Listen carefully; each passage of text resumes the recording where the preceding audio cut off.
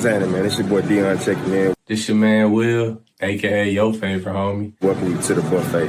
One thing about it, two things for sure. You're going to get good conversation and good motivation. Let's eat. What's going on? What's going on? It's yours truly, your boy Mike Wood, franchise player, coming in. Just wanted to do a quick check-in with everybody, because we've been gone for a minute. We've been MIA for a couple years. But we haven't really been MIA. We just been evolving, because that's what it's called, right? Brothers Unified for Freedom, evolving together, right? So that's basically what we've been doing. We've been evolving as a crew because that's what we do, So I'll start off with my story first. So basically, since the first few episodes, I came back from deployment, then got my master's degree. After getting my master's, proposed later that year. Yeah, 21. Proposed later that year, got married the following year, and then ended up moving overseas to Germany. So yeah, that's where my job ended up taking me. And not mad at it at all. Not mad at all. It's been a journey. It's been quite the experience. Since that time, it's been a lot of life experiences, a lot of growing experiences since then. So, learning how to be a husband, learning how to do my new job and things like that. Everything's brand new. Once I got to Germany, it was just a whole new everything brand new. So that's ultimately what I've been doing the past few years. But I had to come back to my baby. Like anybody that knows me knows, content creating and things like that, editing videos, things of that nature. That's always that's like my first love. I actually went to school. You see the shirt, Aggie Pride. So I went to North Carolina A&T for that. For the editing videos, graphic communications is where I got my degree in, concentration in integrated internet. And so I've always had a desire to edit videos and create digital works of art and things like that. So in my current job now, I don't do that. I'm more so more so doing computer science stuff, cybers, the tech, like more like a technician versus an artist. So why come back to the podcast? Well, simple. Like you hit a point in life where no matter what you accomplish, you just still feel unfulfilled. Like it just still feels like something is missing. And for me, I will say being in that creative space, and also not only just being in that creative space, but also not doing it with my brothers. That's what was ultimately missing. Like Germany has been cool. Germany is a dope experience. If anybody that has aspirations or desires to go visit Germany or go live in Germany, do that. Like or anywhere. Like if you have a passion or desire to go move out of your comfort zone to what you think are greener pastures, man, go ahead. Like if you're curious about life, man, by all means go do that. And that's ultimately the message I want to share with you all. Like if I don't foot stop anything enough, like throughout this podcast, if I don't foot stomp anything enough, I will say pursue the things that you feel are meant for you. Don't just say yes to the first opportunity. Pursue those opportunities that you feel are meant for you, because that's it's easy to not feel fulfilled in what you're doing in life when you just taking whatever opportunity is handed to you. And sometimes you just got to do that, like especially coming out of college. I'll be honest, the main reason why I'm in my current job now is because when I was in college, I was going to those career fairs and things of that nature and seeing like the opportunities for the people with my major were very slim. Like in a whole gymnasium full of vendors and companies and people coming to talk to students, there were probably maybe I can count on one hand how many companies were there for people who had the same major as me. So at that point, that's when I made the decision to pivot and join the military. And I'm not gonna lie, the military has provided me a lot of great opportunities. I've been able to see places I never thought I would see. I've been able to be in rooms with people I never thought I'd be in. So I'm thankful for that. But at the end of the day, I know that something I'm passionate about is being being a creative, and so and I get it. I know a lot of people are gonna be like, "Oh, here we go, another podcast." But yo, we've been here, like we've been here since the pandemic. Let's not get that twisted. And that's just this podcast. But I'll take it even a step further. Before there was a buffet, half of the squad that's on this podcast was part of the franchise files, and that was literally my docu series when I was in college. And we're talking the first episode aired in like 2010. I want to say my sophomore year. Yeah, spring of my sophomore year. Dom, Marcus, they were there in all the seasons from 1 to 5. Yeah, I think I stopped it at around season 5. They were there for that. And so for anybody that thinks, oh, here go another group of guys grabbing mics, starting a podcast, ABC to XYZ, we were already creators before it was even popular to be a creative, So we're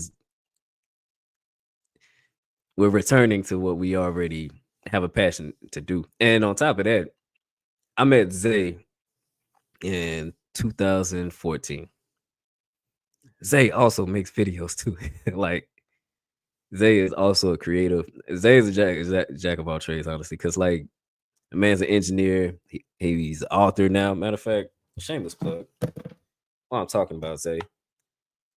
Go out there, get you a copy of Prisoner of Dreams on Amazon. I have my copy right here next to me.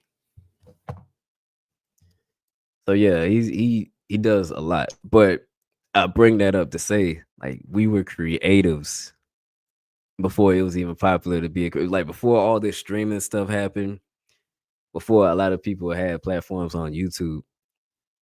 Majority of us were already doing stuff like this. So I just want to put that out there for all the people, the naysayers. Just want to put that out there up front for for the future doubters and for those that are questioning why are these guys starting a podcast. But most importantly, I feel like as a collective and individually, we have a message that needs to be put out there. These as a group and as individuals, man, you're dealing with some brilliant gentlemen that have a message that the world needs to hear. And at some point, you get tired of feeling like your voice isn't being heard, or just feeling like I'm being silenced. Well, I'll speak for myself at this point. I got tired of feeling like my voice wasn't heard, or I was being silenced creatively, in my regular life, regular aspects, in my home, at work.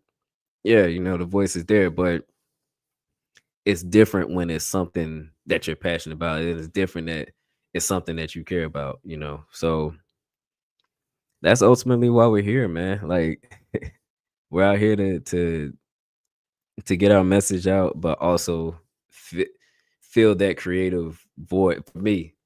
For me to fill that creative void that's just been, that creative side of me that's been lying dormant for a while now.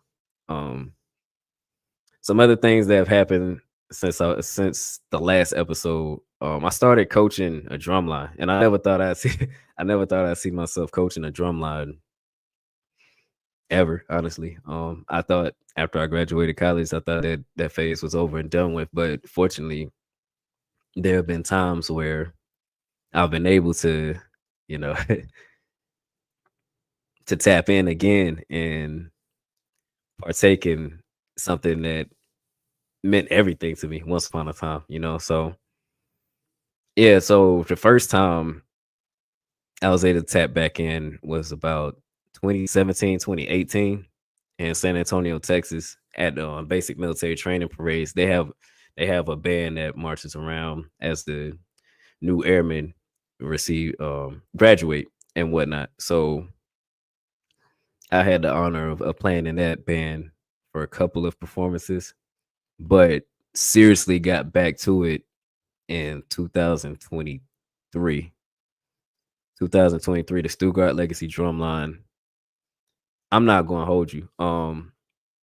I didn't even think drumlines got down like that in Germany. Like we're talking about show style, HBCU influence, performances, high stepping and some of the cadences.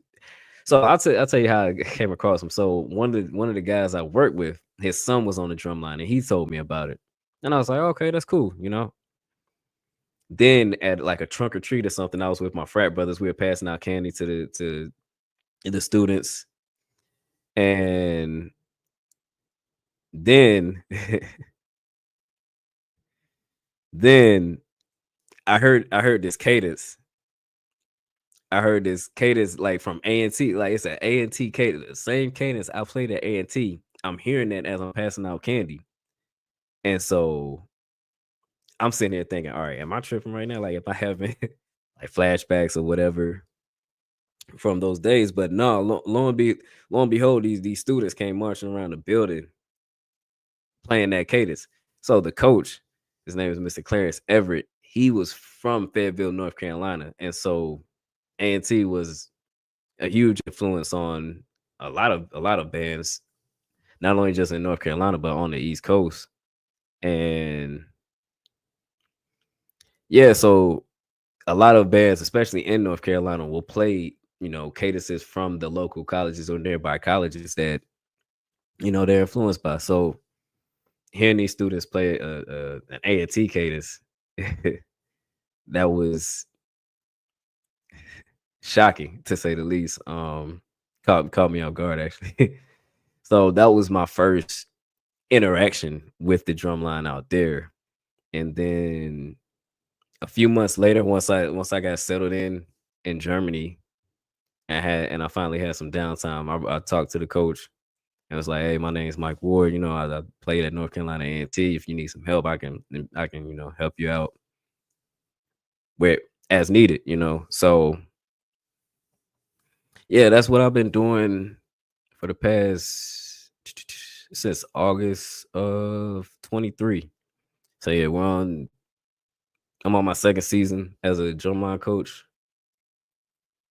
And it's been rewarding, man. Like it's been rewarding, like watching the students have the aha moment when they learn a part and as they just grow as players. And oh snap, we got somebody in the building. Look who we got here. My boy Marcos. Yeah, it was so weird because the gentleman let me in. Oh, that's wild, man. It was like I got an unsupported browser, and I'm like, we just did this. Like, what you mean my browser unsupported? Literally. Literally just did this Saturday? Yeah, Saturday. Something like that, yeah. All good. But man, now that you here, man, I was just getting the people caught up with where we've been, why the hiatus and things like that. And it's not necessarily we've been MIA, we just been evolving as people. So I was pretty much giving them a rundown, the things I've done since the last few episodes. But now that you in the building, by all means, the floor is yours. Feel free to let the people know how has Marcus evolved since the last few episodes we did as a collective. Shoot. We're a lot more business focused over here. I got a couple of endeavors that I'm, trying to put my foot forward to, and I think they should, start to take blossom, like maybe like in the next couple of months or whatever. So, nice. we evolve in trying to get our entrepreneurial game up, My man. Look, whatever it is you about to do, I'm gonna support it 1000%. I know you will. If it's a clothing line, let's look here, man.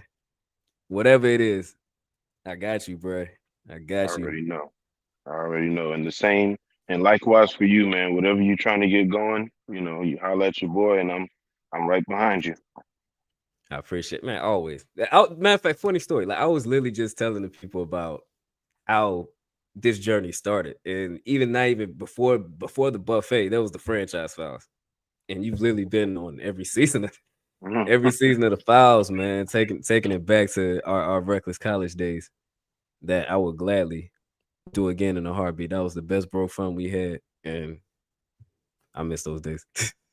Broke fun is a good way to describe it, because we definitely didn't have no funds, man. We was just out here, Nick, trying to scratch for pennies to do what we did. Yep, nickel and dominant. Definitely nickel and dominant. So I'll ask you a quick question. So when it comes to your entrepreneurial journey, what was like the moment where it was like, all right, this is what I want to do, and it is time? Like what was that? I'm not gonna say turning point, but that decision point where you were like, all right, it's time to kick this off. I think it was the time was earlier this year, and I was just thinking about how so I've been influenced by others. So other people that I know, friends, they have their own little thing going on. And like anybody who's in a like-minded group, they bounce ideas off of me and I give my input. And sometimes you surprise yourself with some of the advice that you provide to others. It's just like when people take so much time investing in others, sometimes you surprise yourself with what you're telling other people and how good or how decent that advice is. And that was one of those moments where, like, I have, people I have friends who have 200K followers. I have people who are doing their own little business. And, a lot of these things are kind of in wheelhouses that I'm familiar with. So I'm like giving them advice, and the advice is, working out pretty well for them. So it's like, dang, what's the saying? Take your own advice, something along those lines. So now I'm over here like, shit, I have been sitting on a couple of ideas for the past 8 years. I have been sitting on an idea for like the past 2 years. Maybe I should go ahead and take action on it. And then other ideas, it's like, oh man, this was something that I never thought of. So a recent idea, like an idea I've probably been sitting on for a few months. So it's just one of those things where I saw people around me doing really well, and I was able to help them out with what they were doing. So now I'm like, well, let me see if I can pour that into myself and see if I can reap some benefits as well. And ultimately, the ideas, the moves, the business moves that I'm doing, they should help benefit others. So it's always the concept is, when you're trying to excel, when you're trying to get promoted, or when you're trying to do better, one of the things that keeps you from being empty, because you can make a lot of money and you can be successful in your job and be successful in this, that, and the third, but like the purpose behind it needs to, or should, come as well. So like, what can you do for others in your pursuit of your success? So these are things that I would imagine once I kind of get the ball rolling on them and I get good at it, it should actually benefit other people as well. So I'm looking forward to that in this entrepreneurial journey that I'm trying to go through. That's dope. That's fire, man. That is fire. It as you were talking, I was thinking about one of your first entrepreneur endeavors, Black Graphics. That's the first one that popped up as you were talking. Do you think you would ever revive that, or is that so? All right, so I don't want to spoil it. I don't want to spoil it for everybody. So if that is something that you might be doing in the future, we'll just wait on it. We'll wait patiently. But I did remember the Black Graphics clothing line that you had as you were talking about that. So it's not exactly clothing anymore. So one of the ones that I think is like going to be like really low key, and I'll be honest with you, I don't see how this one is going to like help people. This is more like aesthetic, cosmetic. But I recently got an iPad and an Apple Pencil. I like to write, and it was like, okay, boom. So like I'm gonna use this pencil to, journal and stuff like that. Whereas before, I don't know if you ever a part of. I don't know if you were around for this phase of my life, but one part of my life I've started like journaling, and I have so many notebooks, Mike. I have so many notebooks, stuff that I just, write. And then I was like, man, it'd be nice to kind of digitize this stuff. So got the iPad, got the pencil, started digitizing it.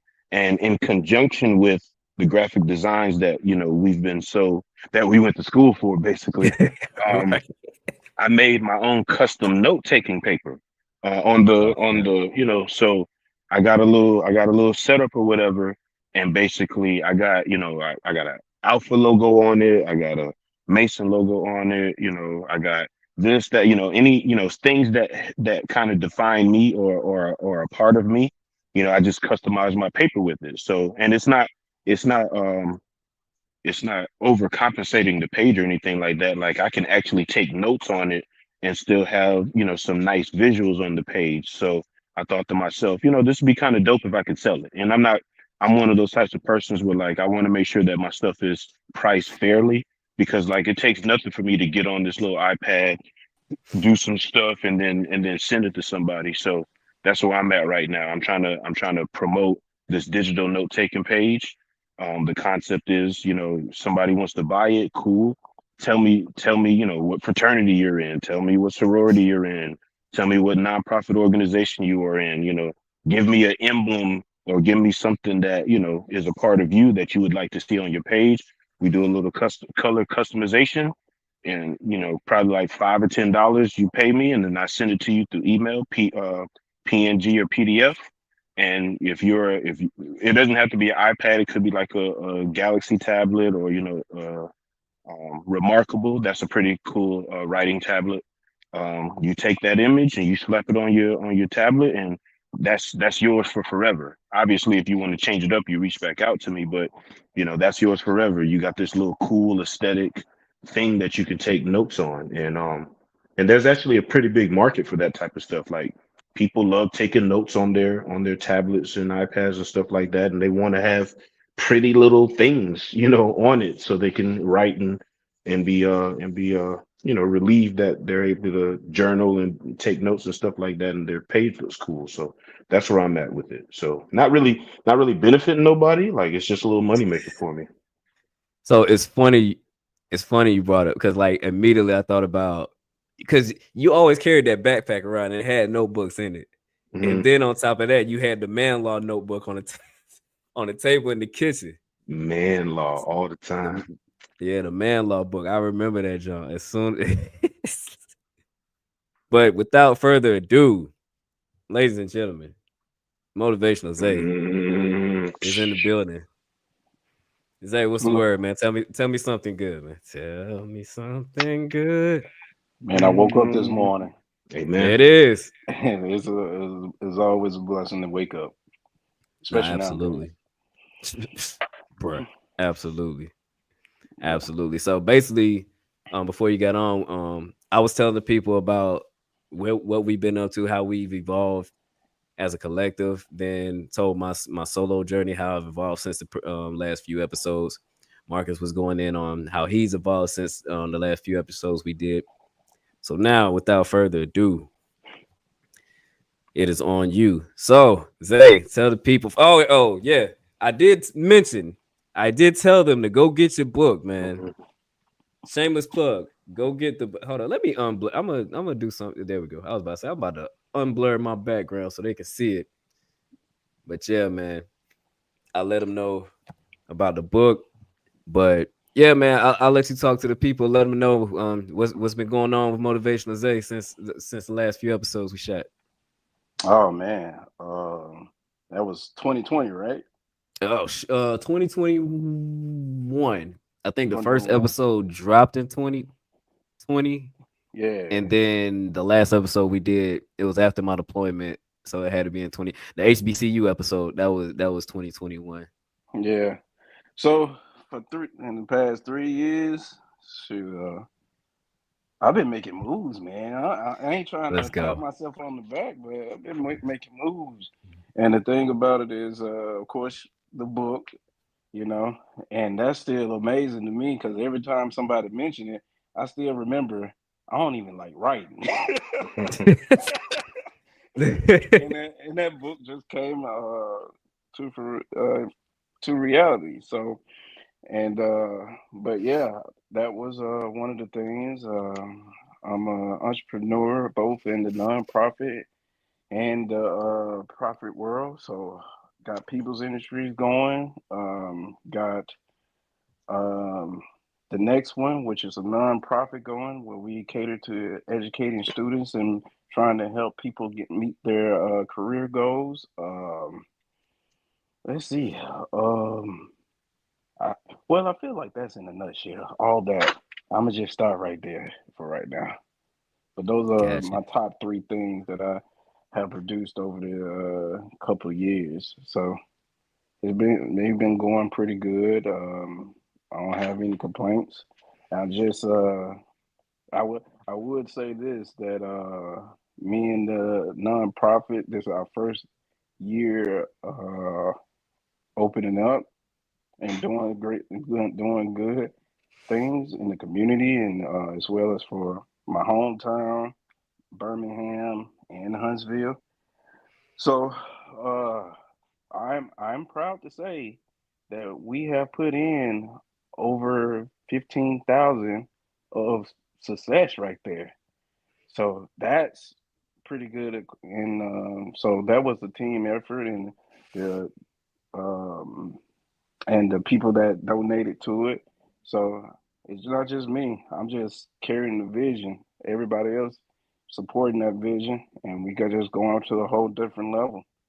And then as far as the People's Industry goes, of course, y'all know I got a lot on my plate right now. I'm dealing with my 9 to 5 is what they call it, 9 to 5, and then doing nonprofit stuff, then all this other stuff. So I'm probably gonna hire some A&M students to carry out some of the workload as it becoming more and more demanding of my time. So yeah. So it's a lot going on, but hey, I'm just taking it one day at a time. Bruh, this man got so much going on. He forgot to mention they started his lock journey. This man became Lockturnal. Lockturnal. I like that. I like that. This man became Lockturnal, man. Locked in, you know what I'm saying? Time to lock in. I ain't gonna turn my head like that for real. But y'all see the link. Y'all see the link. That man went from the COVID cut to the locks since our last few episodes. But no, man, proud of what both of y'all have going on, what you've done and what's to come. Looking forward to both of those, all of those initiatives coming up, man. What's especially dope is that you mentioned not only did you give back to your hometown, but you also where you currently are as well. I'll be honest, like we talked about in the previous episode about giving back to our hometown, things like that. I'll be the first to say I am guilty of not giving back to my hometown, man. Once I got it, what did homeboy saying Friday? Once I got that stuff, I was gone. No, once I got my check, I was gone. Gone. So that's definitely Uncle Elroy. Yeah. But yeah, man, like I think that's definitely something as a whole, like we should be more cognizant of just giving back to the community we came from, but also being able to give back to the community that we in. Yeah. So I commend you for that. I want to say I commend both of you for taking a leap of faith to even start the journey that you're on, because in both instances, like you're talking about a career field, not even a career field, but you're talking about a journey that's not easy. Like it's a very challenging journey that a lot of people sink or swim in. And Marcus, you mentioned it, like when you're surrounded by a lot of like-minded people, it can fuel that desire to want to do that. So it's just dope that we have those villages, we have those people around us that keep us going. Because I'll be honest, I mean that's what y'all are for me. Like I'll just be completely transparent. Like each one of you represent an aspect of life that I want to do better in, and y'all model that. Y'all, it's almost like little brother syndrome, you know, like when you see big bro do something and you want to follow along, like, oh snap, I want to learn how to do that, you know, when he hands you the controller that ain't plugged in and he's still playing, and you feel like you do, like it's that kind of that level of admiration that I have for y'all when you're making the moves that you are, and being on the sideline for that, you know, like it's just dope to see that. And I just encourage more of our friends outside of just this circle, but just more of our friends that we came up with, whether it's back home or college or even in the professional world. Like I just hope to see that out of more of the people we know, you know. Yeah, and just to piggyback off of that, you know, one of the things I like about this group is we support each other. You know, For sure. We tell them, hey, have you seen this thing? My homeboy did this. You should. Yeah, we just go ahead and support each other. Nobody ain't trying to hate on one another. We all trying to push everybody forward, and we celebrate one Absolutely. another. Just like I keep on celebrating my boy on his modeling thing right now. You know what I'm saying? That boy be putting it together. I'll be like, oh, he got it on today, huh? Put that shit on. Yeah, exactly. Put that Like, shit. but see, it's that type of mentality that we have amongst the group to say, oh man, he doing something different. Let me start putting some on too. Let me You start know. putting on a little bit. You know. Put some colors together. That's good. You know. Yeah, that grown man. It's just iron sharpening iron, you know, and sure. that's the best thing, because a lot of people, you know, you get into some of these groups and you start trying to break out and do things, you know, people got haters and all that kind of stuff. But the one thing I can say is everybody just celebrating, like, hey, you stepped out of your box that you was in, and you going for it, and that's more what we need as far as black men goes, and trying to just uplift each other, and trying to sharpen iron, you know, trying to be better men. Sure. So I want to commend us on that type of creating that type of environment amongst us, Mike, because it all started with you at the end of the day. It started with you, and you created a good group of guys that we just going after it. And if we being honest, shoot, 4 years ago, we didn't really realize where we was gonna be in the next 4 years. Man.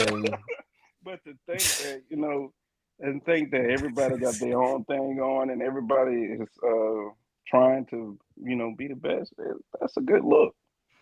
Yeah. And it's funny because like I think back to the Miami trip we had, and that was like what, 2015. Yeah, that's and then that when you had dreads, then Mark. They was long too. They were long too. Walk around like Lil Wale. She said, "Look, ma, no hands." She said, "Look, ma, no hands." Yeah, indeed. Bruh, that was the time. But it's crazy just how that foundation was set, and just how that whole trip went, and how everybody just gelled, like meshed together so well. And for what, 5 years later? 5 years later came the podcast. So it almost made too much sense, you know, after that trip, and then bringing everybody together. Oh yeah, speaking of, Founders Day was yesterday. Shout outs to the brothers of Alpha Phi Alpha Fraternity Incorporated, celebrating 118 years as a fraternity. The rest of you fraternities, say thank you. No, but I'll just aside, man. Nah, be serious. Without us, there would be no you. Shut up. Without the jewels, without the 7 great individuals that had the vision, man, that made this possible. You know, so if you ain't first, you last. Hey, look, man. Hey, look, now see, and that's why I gotta bow out gracefully, because that's where y'all come into play, because y'all were first.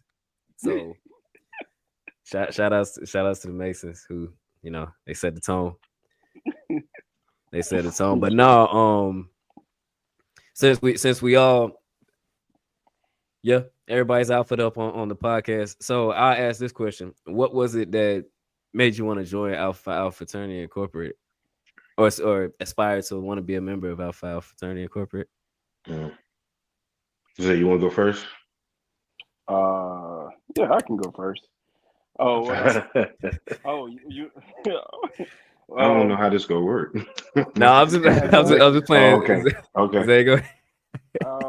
So what really I wanted to pledge Alpha is because I wanted to be with a group of guys that wanted to better themselves and that looked the part into going into corporate world and and looking for that mentorship and that molding to get into that corporate world and act the part because I didn't necessarily have that role model to look at. Most of the time when I was in high school, they was either promoting sports, as a way to get out and all those things. But when I came to when I came to Stillman was the first school I went to, and that's where I met alphas and kappas, and I was part of part of the high school step team at that point, and then after I graduated, I came to A&M, and I saw how the alphas were on the yard and how they conduct themselves and how they treated women in public. Like I know that one memory I have is me being a freshman coming to dinner at West and coming from band practice, of course. Of course. And and one thing I saw them was passing out flowers, yellow roses to the women. And I was like, "Oh, that's pretty cool." And then I found out later what that meant. So I was like, "Oh, okay." But but then it just changed my mentality of it put me in the mindset when I seen them, and of course they was like seniors about to graduate. I was like, "Huh." In the next 4 years, 5 years, who would Al Xavier look like? Will there be a freshman to say the same about me? And that put me on the same track to have a different mentality and also to break away from the the childish things I was doing in high school and break away from all those things, but to recreate a mindset of getting it done, of being successful and everything else. So that was one of the things, and I knew, and my dad always told me, but even before he left my room on freshman year, he said that I, because my dad he didn't go to college, but he said that I can't teach you too much about college because I ain't never been there. So you need to find you a group of men that that take you on the wing and show you the way. And Good advice. that's basically yeah. And that's basically what I did. And from that point on, I was always wanted to be an alpha. That's dope. Yeah. No, very nice. Very nice. Mine's isn't as intricate as Zay's. My mom and my sister like really pushed me towards the organization and not just like verbally, but like they showed me, my mom and my sister used to flood the house with different books about, prominent members, Thurgood Marshall, uh, the list goes on, Paul Robeson, the list go on. And when I took to those readings, it was like, okay, this is cool. I was a kid. Like when I said I was a kid, like I mean like they were trying to really mold me like in early elementary school, middle school. And I was fortunate to when I got to high school, um, there were a lot of fraternity members who were teachers. Um, Mm. and I guess the influence of them helped push it along that I wanted to pledge. It was not clear that I wanted to do alpha at that part of my life, but it was definitely a concept of, when I get to college, I'm going to, look for a group of men to, kind of help influence me and help guide me and help make me into a better person. So I attribute, my desire really and truly to my mom and my sister, because when I got to A&T, then it was like, okay, so I'm here now. I see all the different groups. Which one stands out the most?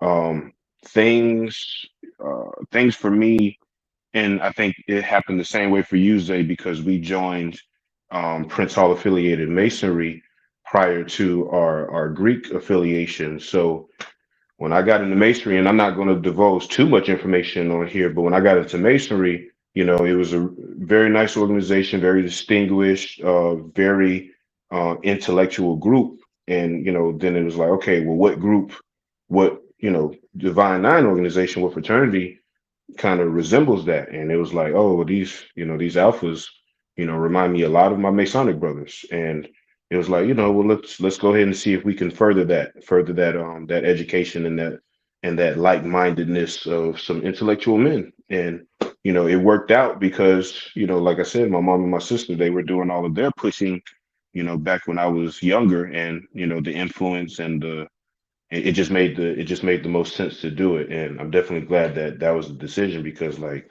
what I'm saying, I was about to cuss. We some smart people, man. We some smart people. So, like, it made all the sense for me to do that, and I attribute my choice specifically to my mom and my sister. But ultimately, the decision came down to me.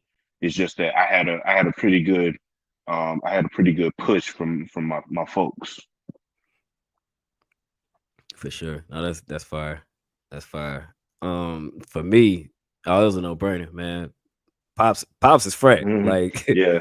like he he's had me going to conventions and the programs. Like I came up in those programs, like go to high school, go to college and things like that. Like, to be perfectly honest, I got to a point in high school where I didn't even care about class for real. Like I was to a point where I'm just sick of this environment. I'm sick of just all of this. And it was going to those college tours and things like that when they're showing us, college fairs, things of that nature.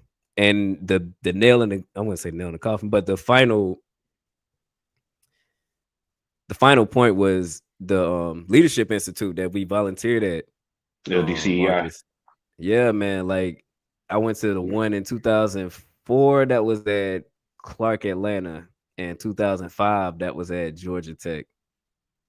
I might have the years wrong, but for the most part, yeah, around that time frame. It was either 2004, 2005, or 2005, 2006. But long story, yeah, it was 2004, 2005, because my brother went to the one at Clark Atlanta with me, and that was right after he graduated in 2004.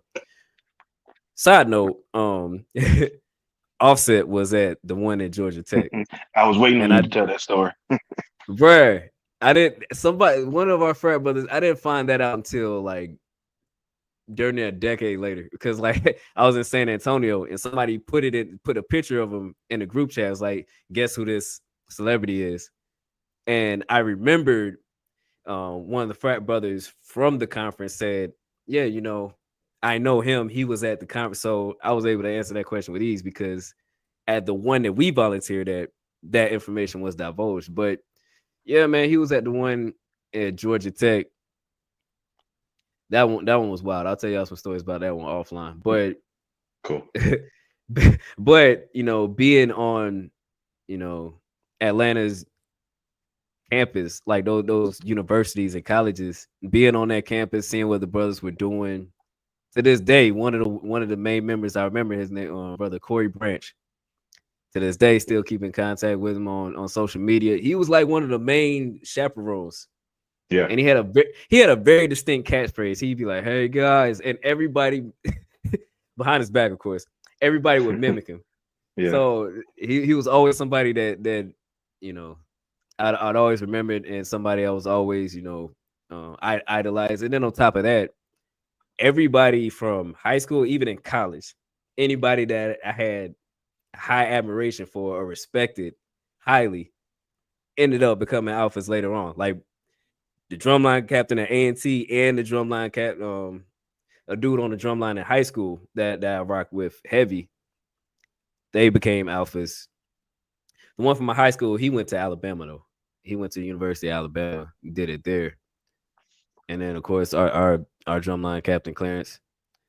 People like that, just seeing how they moved and how they carried themselves is like, yeah, I gotta make that happen. So in addition to my pops, it's just literally everybody that I've respected either was one or became one later on. So it was a no-brainer, man. Like it was really a no-brainer.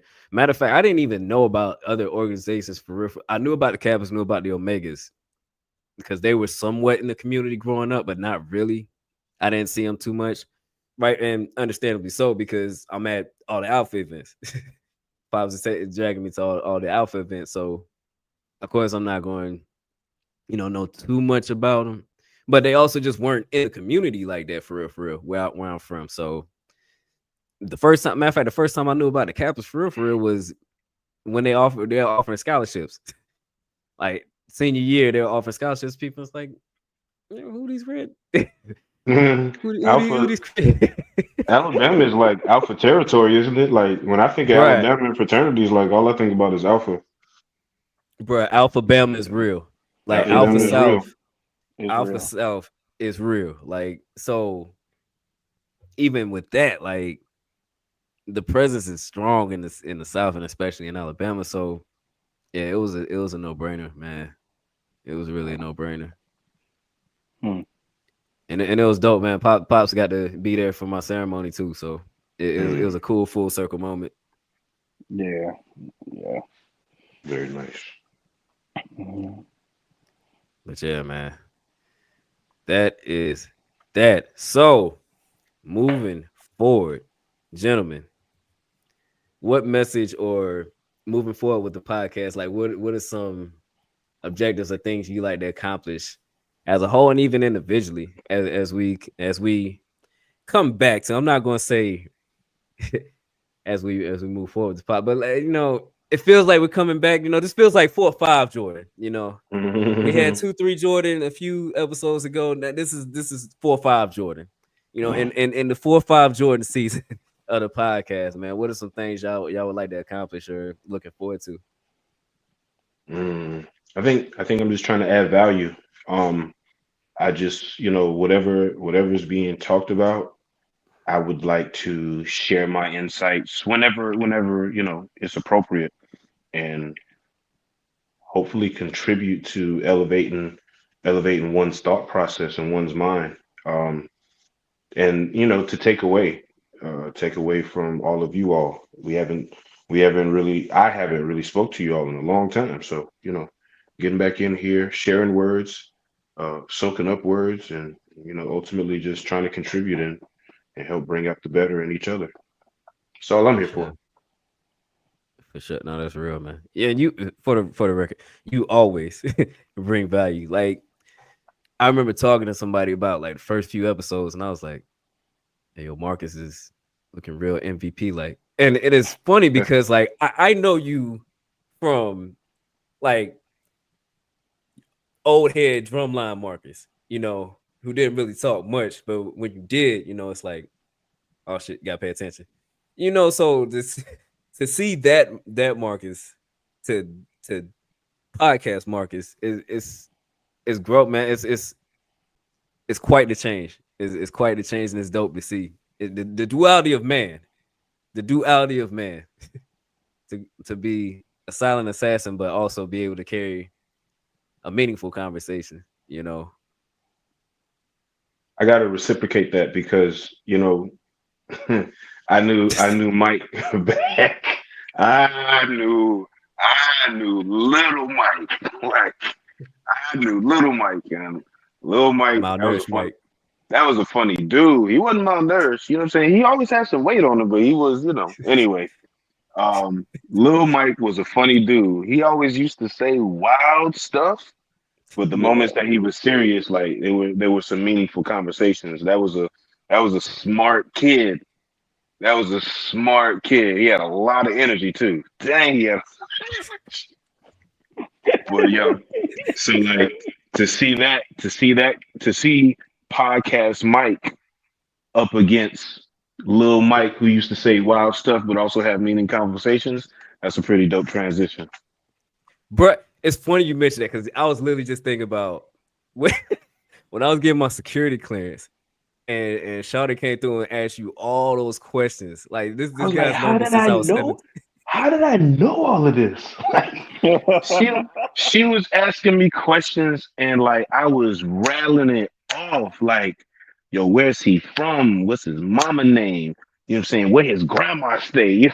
Like it was crazy. Like she was asking me so many questions and I was like, at the end of it all, I was like, I know this dude. Like we've been kicking it for a minute because I noticed she literally asked me no questions I couldn't answer.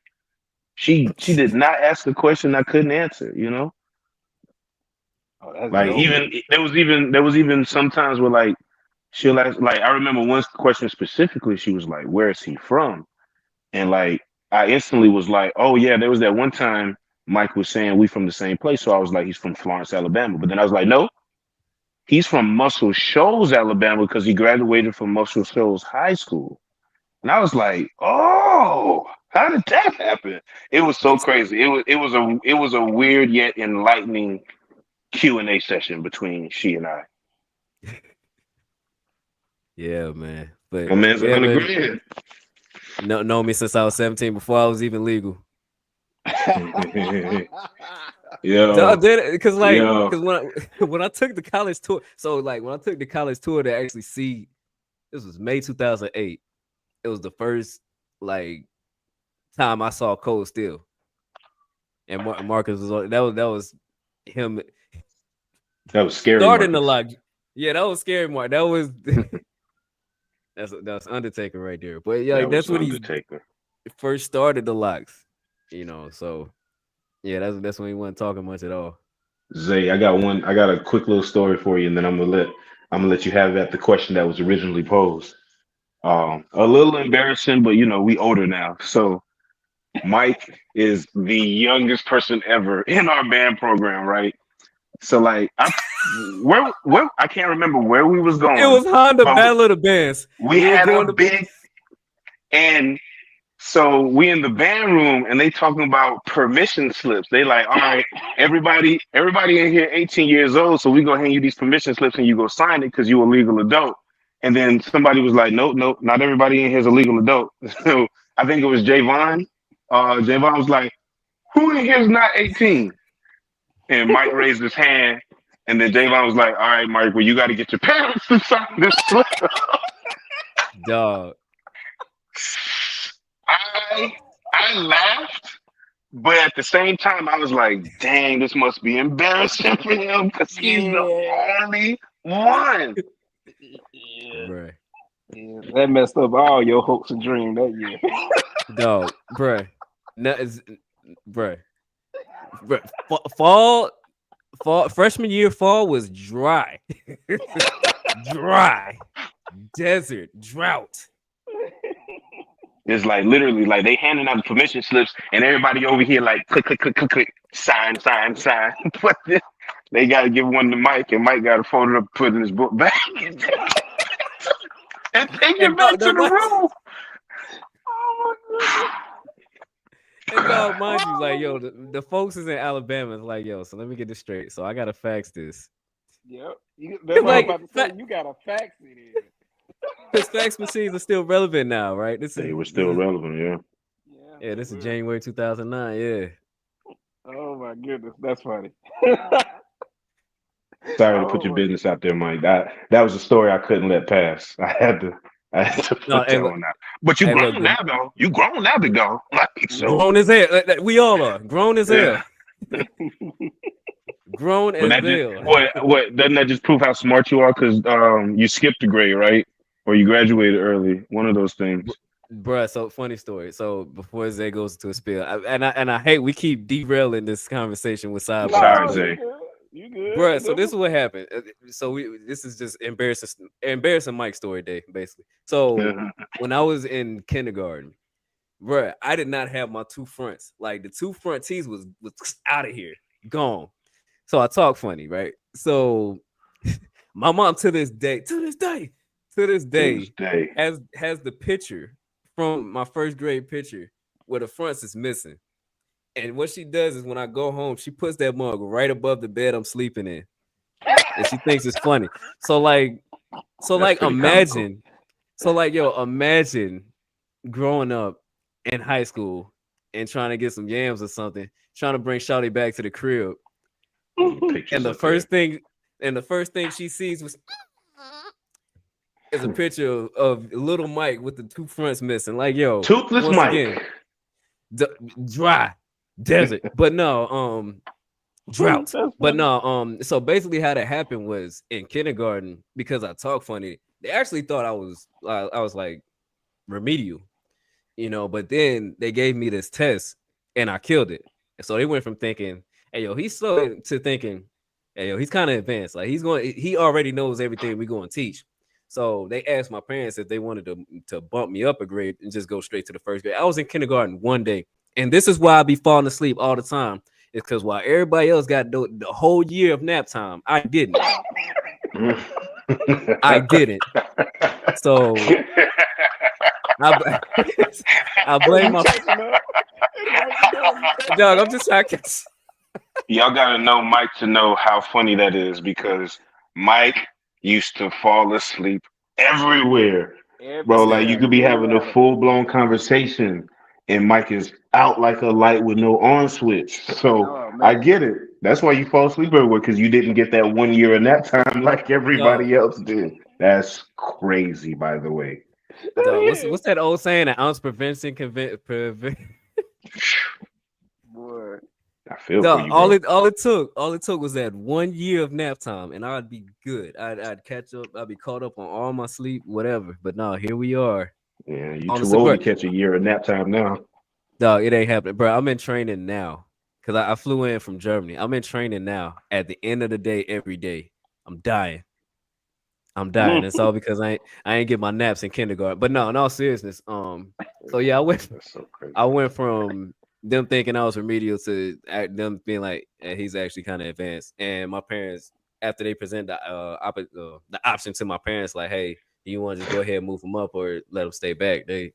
So that's ultimately how I ended up skipping the grade. But yeah, man, that's that. Matter of fact, I didn't know that, bro. So I'm giving up too much on the first on the revamp season. But no, my mom be more than happy to do this. I'm gonna find a picture, and I'm a one day, one of these episodes, I might post. I might put it as the background or something. I might make it my Abby or something. I'll put it on the gram on some Throwback Thursday foolishness. But yeah, without further ado, Zay, it's on you, boss man. What are some things you looking forward to in our 4-5 era? Well, to be honest, just the continue of growth, man. I'm excited about seeing everybody in their growth, how they grown, and how they're gonna go from there.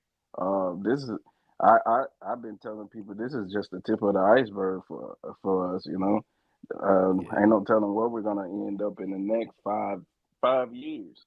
So and to see that everybody is being successful and everything. So, and I'm gonna definitely try my best to add some value to educate the people on a couple of things as much as I can, and depending on the topics, and just let's try to keep it up.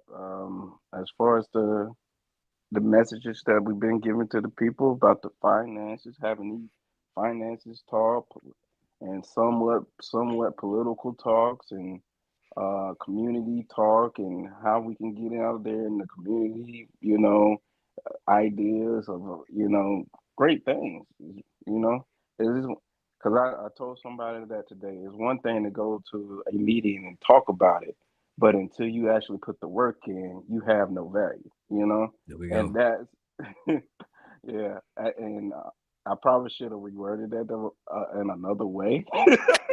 But that's real though. It is, but you gotta put in some work behind your talking to see that everybody is actually doing that in some form of fashion.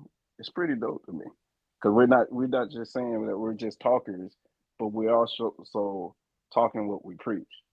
So there we go. That to me is amazing and need more of it. Like men that's actually keeping their word and getting out here and doing what we got to do. Bro, that's real. And like one thing I was telling somebody about, I'll be forgetting who I ain't gonna hold you. I'll be forgetting who I be talking to about things. But one perspective,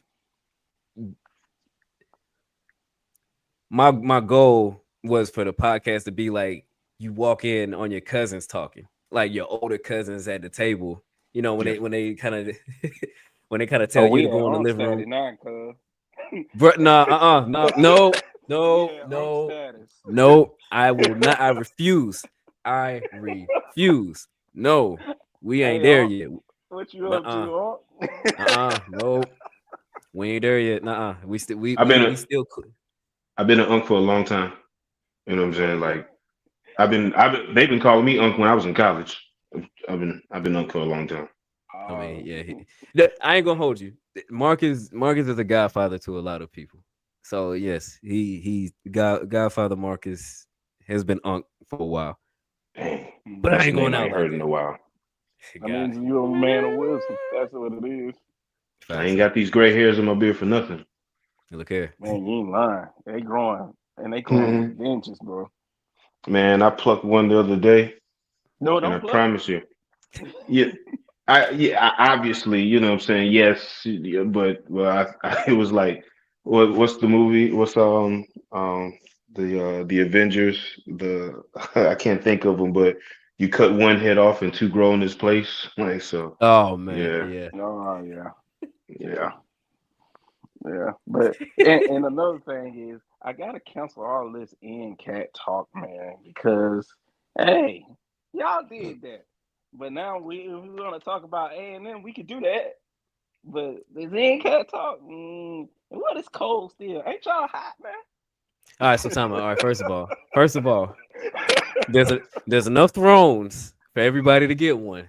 So let's be clear. See if can I kick him out? I don't got control, Mike. I don't got control. Make me co-host, Mike, next time. I'll get him out of here quick. That Showtime of the Apollo, man.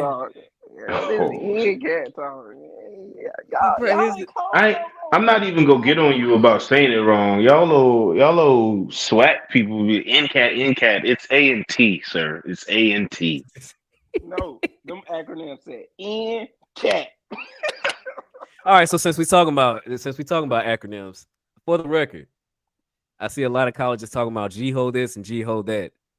If y'all did your history, GHO was created in 2011 by Mr. Chris Robinson, greatest homecoming on earth. That's always been A&T's thing. And so once that started getting put on Twitter, well, once again, because Twitter was popular back then, hashtag greatest homecoming on earth, hashtag GHO. All these other colleges running with that name. Like, let's be real. Hey, pay homage. It all started here. It all without started us, there would be no you. I would say though, I ain't know what GHO stand for. I thought it meant something else. Until What you thought it stood for, Zay? Let me hear it. Put me on, baby. What you thought it stood for, huh? They were like, "Have you heard about GHO?" I was like, "What girl is that?" Hilarious. Why you calling her a hoe? Hilarious. Hey man. And this is it was explained to me, man. And ladies and gentlemen, this is why it's important to know your history, because you can make it the wrong perception. Perception. I did not know, man. I did not know. So I personally give you that one because I didn't know what GHO stand for, but they said that I have heard. I never had a bad comment about y'all homecoming. I would say that. The only bad thing they said it's a lot of people that come, and I was like, yeah, I bet you can't have the greatest homecoming ever, and the numbers are not up there. Yeah, you got T-Mobile or AT&T service. Oh, it's over. You ain't calling nobody. Nobody. Yeah, you're not making no outgoing calls. You're not receiving no inbound calls if you know what I'm saying, like. And beyond, I got Verizon, and last year, this past homecoming, I was out there and I was having trouble making calls. I was like, "Whoa, this is a little different." I'm used to being able to call people in homecoming. I'm used to being the one where like somebody be like, "Yo, call such and such. I can't reach them," and I'll call them up and I get right through. This year, Yeah. I had a couple of issues. I was like, "Okay, all right, this is turning into something that I can't even maintain." So Bruh. it's like that. A lot of people. No, but the hill will always have a special place in my heart, man. Like, and of course, AMT is number one. Like, no debate, no debate. But A&M, you know, So here's that my thing, and I don't mean to cut you off, and I don't mean to offend, but there's two the hills, ain't Yeah, there? Because yeah, FAMU got the hill as well, right? yeah. yeah. Okay, just making But sure. there, Continue, Mike. but there's only one hill. Oh, well, There's tell only one me. hill. And Tell me. if you came up here and because I feel like it is my job to show you why we're called the hill. Mm-hmm. Yeah. And I'll walk you around and let you know why. But yeah, but and them has his ways. I would say that I had some good times, and being in the marching maroon and white was one of the best decisions ever. A lot of people don't. A lot of people don't be knowing. They be thinking I played football, but I'd be like, nah, I was in the band playing the tuba, It's the sousaphone. tuba thing, shouty. Be correct, exactly. It's a tuba thing, Shawty. I ain't had the tube sauce though. I don't know where he get that from. But yeah, we had that sousaphone swag up there, and people still don't, and some people don't even believe that I play sousaphone because they was like, you ain't big enough, because usually, you know, they usually seeing people, kind of overweight and everything. So I was like, nah, we probably had the skinniest section. But we Man, you was gotta be in doing the shape for thing. that thing, though, man. Like, Oh, dog, my first year in the band, at A&M, we had those Iron King horns, yeah, and like we had to sit up there and hold them, non-stop throughout the whole band camp and everything. By the end of that Friday, all of us went home and we had like a little black mark sore spot that has been, hardened from Mm-hmm. holding that thing. So by the time the season actually started, see, we used to it at that point. yeah. Yeah, just think about carrying. I would almost say like probably close to that what y'all call the bag that y'all be carrying into training. Is Oh, it you a talking about camel like bag? yeah, Talking about military. the duff, yeah, But the duffel yeah, Joe, yeah, the yeah, big yeah, duffel, yeah, yeah. That'd be like 100 pounds. It probably yeah, came man, close to that being on your back, yeah, because we and we then duffel have to bad march with boys. it. Yeah, yeah, but yeah. So it was cool. It was cool. But I will say though, what, what are you about to end it, or we keep it No, going? no, Okay. because you said something. You said something. Go ahead, finish. But I'm gonna revisit something you said. Oh, okay. So, what would y'all say would be the greatest homecoming memory that you have had? Oh, This you got is to speak up. cumulative, like in and out of college, or what? Yeah. Oh, just overall. Okay. Shoot, Mike, you wanna go first? Uh, Clean version. that's the hard part, cause Ain't no like, bro, way. I'm trying to Ain't no way. ain't no ain't no way. But no, I'm trying to because like I'll be honest, like majority. So like, of course, because we were in the band, we could only do but so much. But it was always dope to see like the alumni that came through. Like and show love to the band and things like that. Now, freshman year wasn't fun at all because obvious reasons. for clearly, but the other years it was dope. Seeing all the whole old heads come back, seeing all the alum come back, and it's the same. But like about G-Ho, man, like that love, it doesn't like dip. Like every year, no matter what group of people come, man, that feeling is in the air. Like that feeling of like, yo, welcome home, like that family vibe. Like it feels like a big ass family reunion, bro. Like no kidding. And so I can't even just give you one memory because like a lot of them are running together. But and two, I ain't trying to get kicked off the tube. I ain't trying to get kicked off these platforms. But no seriousness, man. Like, man, man. We'll talk offline. But no, we'll talk offline because it's been some memories. I would say one that I wasn't a part of that I still thought was dope. It was senior year in 2000, G-Ho 2011. I had to work at Celebration Station. I ended up getting fired not long after. So that's what made it worse. I was double pissed because like one, I requested time off that day. They gave me the 2 to 8 shift. So I was like, yo, you damn sure ain't getting in on none of the action today. Number one. And then number two, I ended up getting fired not long afterwards. So it's like, man, I should have just not showed up. Man, I should just went to. But Gio's a whole vibe, man. Like it was Marcus, I don't know if it was you or whoever was carrying the camera around, but after going back rewatching the footage from G-Ho 2011, that was dope. Like when you was playing in the drum line, when you were marching as an old head, and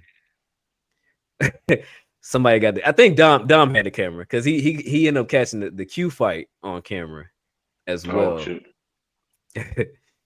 But yeah, it's a vibe, man. Like homecoming. So sidebar while I'm talking, one thing that would be amazing, and this is like years in the making. This probably ain't gonna happen like immediately, but years in the making. One thing that I love to do with the collective is do like a big HBCU tour and just going to different colleges. It doesn't even have to be homecoming, but going to different HBCUs and speaking and encouraging the students and things like that. And then once we all are like super grown men ish, giving out scholarships at like each individual institution. So like at A&M, there could be an Xavier Peoples, Christopher Hall. He's probably gonna be so mad at me. I use this real name. Christopher Hall scholarship, something like that. Or at A&T, there's a Will, Marcus, Dom, Mike scholarship.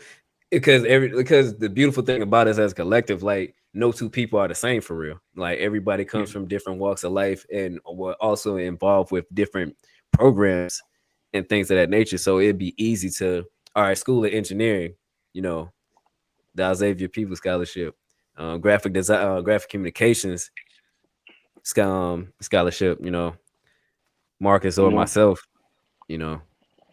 information technology. Are you saying give like money to the school or pick students? I say pick students because look, man, majority of us are out of state students, so like they've already got enough money from me. But I mean, I'm gonna still give back. Don't get me wrong, I'm gonna still give back just off the strength. But it would be dope to get somebody else to the finish line. You know what I'm saying? Because like the institution is going to get their coins. But if I am going to give, I'd rather it go to a student that's trying to cross that finish line and help them get to where we are as alum. Now that's just me thinking out loud.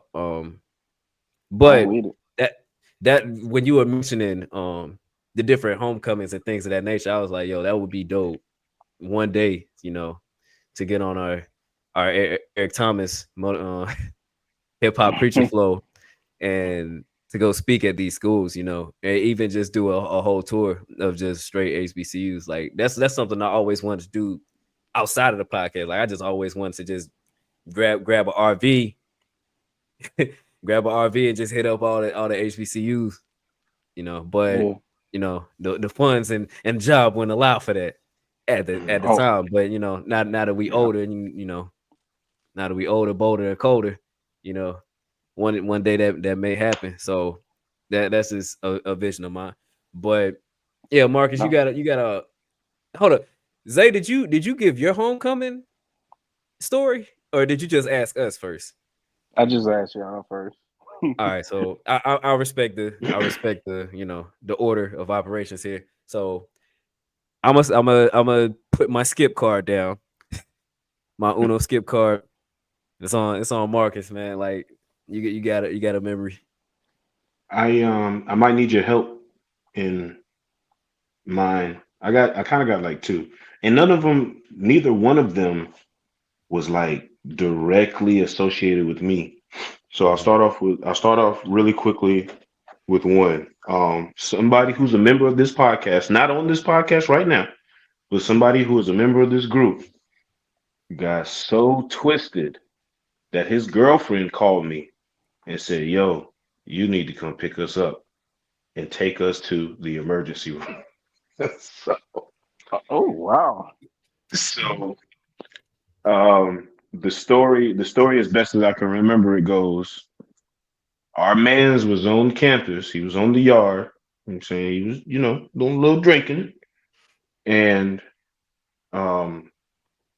he had then got so twisted that I think for some reason this year, like the athletic staff, the trainers, the people who will wrap you up if you get hurt during the football game, I think they were riding around on the little on the Gators, and they came through and they saw how twisted he was, and they was like, "Yo, you gotta go. We gotta get you somewhere." And he was so twisted, he was like, "Nah, nah, nah, nah, nah." This man passed out on campus, and I had to swing through and scoop him and his girlfriend up and run him to the ER. And I'm talking about like he was in a blanket, he was having chills. I had the heat on. It was crazy. That man he got smacked. So that was a funny experience. And I wasn't even participating in homecoming for real that year. And I thought that was so funny. The other instance that Mike is gonna have to help me on is I'm gonna call them the Ciroc girls. It was that instance where like we had like a little hotel, and you know what I'm saying, there was a lot of Ciroc in the room, and like Shorty's was tripping, and it got so bad. Like we lived a movie that day because like the reason why I say we lived the movie is because like some of the stuff that we heard in the car from one of those girls was like, yo, am I in a theater right now? Because this shit only happens in a movie. Like like from what I understand, Shorty was like the girls were split up between cars, and Shorty was on the phone with the girls in the other car. And I might flip this or whatever, but like I might be flipping this or whatever, but like from what I understand, the conversation was, "I hate y'all bitches. Y'all always leave me and da da da this, that, and the third." And then like 30 seconds later, she's on the phone crying, talking about, "I love you guys. Y'all are my best friends ever." Bruh, it was peak Tubi movie behavior. And I want to Like say that. if my memory serves me correctly, is that Yes, night. yes, that was that night. Yes, and it was heads hanging out of the car door, Erlen. It was just a fun night, man. It was just a fun night. It was just a fun night. Yep. There's definitely more, but those are the ones that I can those are the ones that involve individuals in this podcast. Yeah. Those are two that involves individuals on this podcast, and were pure comedy, pure hilarious. That's dope. All right. So Uno reverse, I'll give you one. 2018, because it was the 10-year for us. Yeah, for y'all, yeah. That was cool. And then the pandemic, man, like 2021.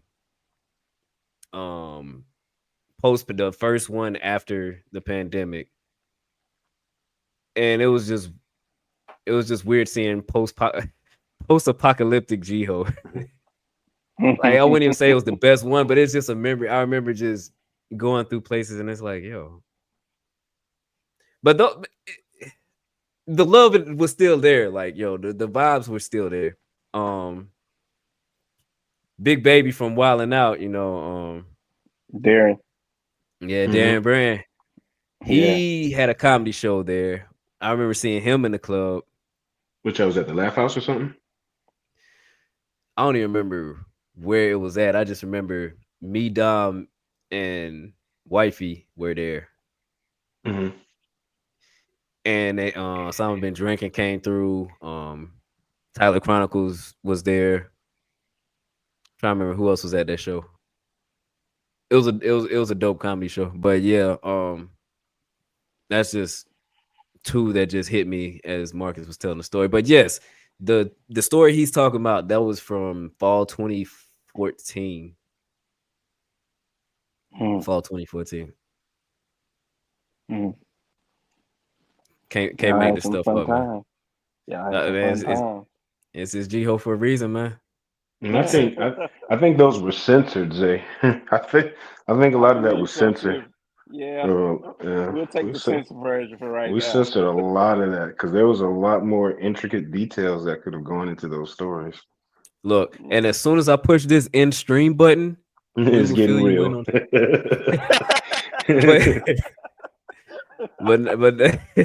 but no, Zay, A&M's homecoming. What do y'all call y'all's homecoming? Homecoming. Because I mean, like, people are trying to adapt different versions of something ho. Like there's been a lot of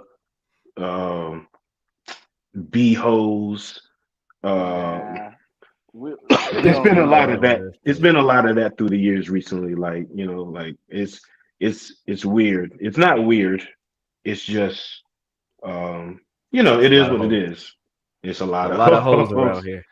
A lot of hoes in this house. Some hoes in this house. Nah, we don't do that. We don't come off the hill to meet other standards. We don't do that. No. Excuse me. Excuse me. We don't do that. We call the hill for a reason. We look down on everybody else. No, I'm just messing. But no, for real though. Well, I would say I got a couple of them. We got looking down. Okay, because we on the hill. Exactly. We gotta look. Oh, look at that school over there. What they? With such disgust and chagrin in their eyes. Not up to par with us. We okay, but But I'll be honest with you. A&M homecoming is, of course, it's like a family reunion, but it's really a vibe. Like, it's a real chill vibe. Everybody just come and chill out.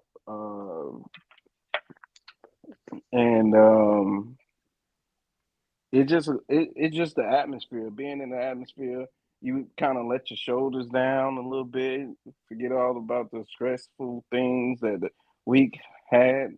It's like you do and I might get judged for this. It's like you do a mental disappearance, Mm-hmm. Like you go into a whole different atmosphere and you just chill. Everybody ain't on that. And most of the time, the people I be meeting at homecoming, we just celebrating each other. Like, hey, I seen you on Instagram. You doing this, blah blah blah. Yeah, I see you, man. Mm-hmm. Where I can get your stuff at, so I can go ahead and put my order in. We just have a different vibe about it. And but I do have some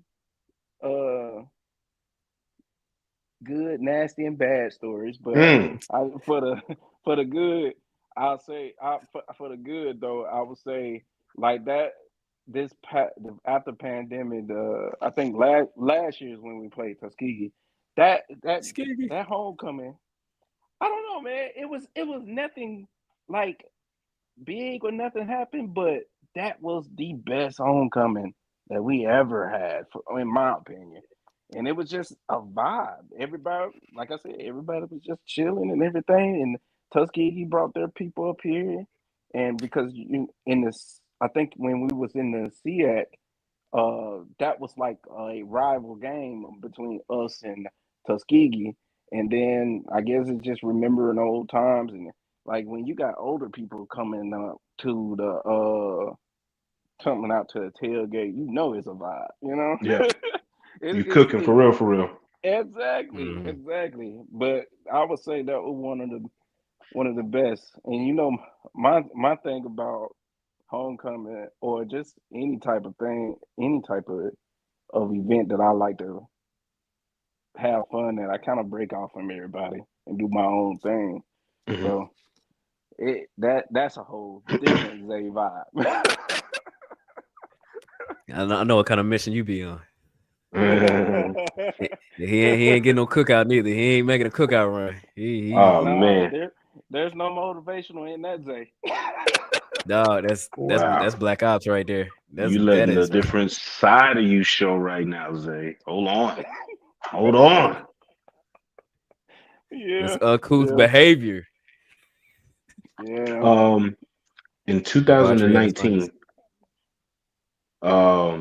Trap Karaoke and Grits and Biscuits was in Greensboro for homecoming, and Will strategically got tickets to both, and it was back to back. I'm talking about like Trap Karaoke probably was on a Thursday, Grits and Biscuit was on a Friday, and especially when I had locks. I was a celebrity when I had locks. I'm trying to be humble as I say this, but I was a celebrity. Anyway, I have a history of like making my way on stage. Like I don't got no business on stage, but like there was a Founders Day party. It was an all black party. Like Bruz was like, "Yo, come up on stage," and I was on stage. We went to Henny Palooza one time, and it was like 3 stages, and I was on every one of them. Like, so I got a history of like making my way on stage somehow. Anyway, Grits and Biscuits and Trap Karaoke, I think I found my way on stage again, and I was so twisted. But what made it so good was before we went, I can't remember if it was Trap Karaoke or Grits and Biscuits, but we pre-gamed in my truck outside of the venue before we even went in. I mean, we was taking shots of 2 different Crown Royals at the same time, like a Crown Royal apple in this hand and a regular Crown Royal in this hand, and we was, you know what I'm saying, like just so we was getting it in, and the truck, my truck at the time was so brand new, like I just got the truck that year, and Shorties hopped out of the truck and got on the back of the truck and had their own little. They had their own little session. It was pretty cool, man. We was living a life. We were living a life, and then went into Trap Karaoke or Grits and Biscuits. I can't remember which one it was, and had a ball. Had a pure ball, man. It was. I don't think I needed to do it. And then the day after, I don't know how I got home. Besides the Lord holding my hand and holding the steering wheel, but then the day after, like I went to the truck. And I was just kind of investigating everything that was happening in my truck. I mean, I was smart enough, not drunk enough to remember to like put all the liquor bottles under the seat so they weren't exposed. So like I'm literally opening up the truck, and I'm looking at liquor bottles just like hidden. I'm like, oh, Marcus, you was smart last night. I don't know who did that. I don't know what Marcus decided to be like, these liquor bottles don't need to be exposed. Let me, put them on in there. Oh, it was so crazy. Oh man, that's good that even when you out of mind, you still mindful. Still mindful. Oh man. Still mindful. One day you will meet that Wale, because boy, like that's a responsible dude. That is a responsible dude, bro. Like I've been in so many situations where like I've been twisted and like I just be making grown up decisions like, my drunk ass need to go home and go to sleep. I will leave the function. I won't say bye to nobody. I've heard this about myself. Like they'll be like, yeah, like we took that shot and you just got up and walked out the door and went home. And I was like, I did. Well, shoot. Good for me. Good for you. So I will say this. So disclaimer, ladies and gentlemen, don't drink and drive. But however, don't drink and drive. Don't drink and drive. But no, on a super serious note, Marcus was always like the responsible one out of the crew. So like in our apartment at A&T, it was me, Dom, and Marcus. And we had one person.